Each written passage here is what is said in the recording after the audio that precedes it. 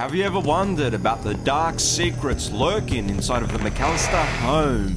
And why there were always so many people living there? Or even the fact that two parents could forget their youngest child at home alone right before Christmas? Nevertheless, ask yourself, was this just an accident? Or maybe an honest mistake? Or maybe, just maybe, something much, much more sinister? Nevertheless, this still needs an explanation.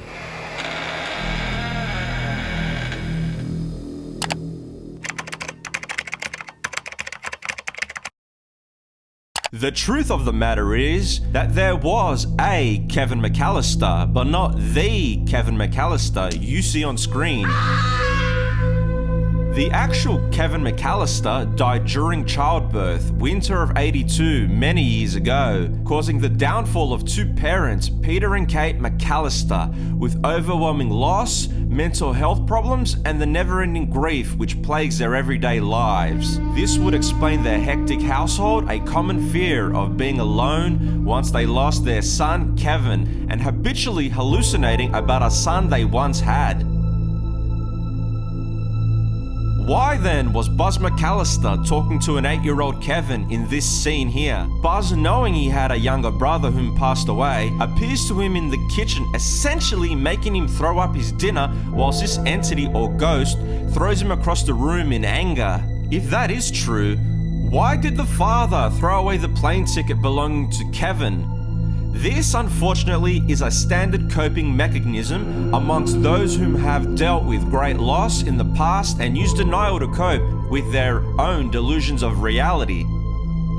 As seen here, Kate McAllister talking to herself again and again, and here panic attack on the plane about her son's death, forgetting her medication and her constant struggle of being away from home in America. This is called agoraphobia. Additionally, always feeling guilty about the past and how her drug abuse caused her son's death and her own demise. This explains the criminal characters Harry and Marv, the wet bandits, quote unquote. Thieves or drug dealers, both, whom actually worked for the McAllisters, and that's what the movie doesn't tell you, is that the real criminals are the McAllisters, Kate and Peter. This would explain their massive home and wealth. And all those traps in their home were set by Peter and Kate McAllister. There is no way a real 8-year-old could cause all this havoc.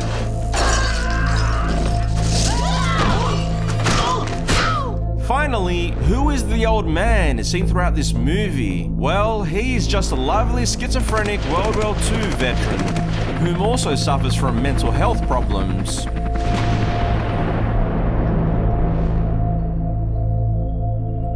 And who may John Candy's character be?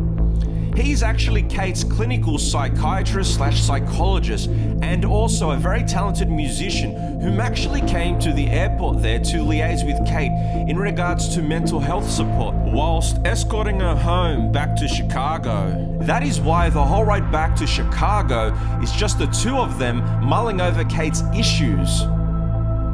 In closing, if this is only a theory, then how do you explain all these scenes?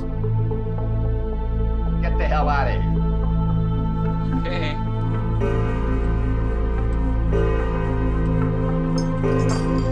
Well, it's known that Kevin's ghost haunts his property by turning off and on appliances, opening and closing doors, not to mention the lights being on and nobody being home. A scary fact that ghosts quite possibly could exist.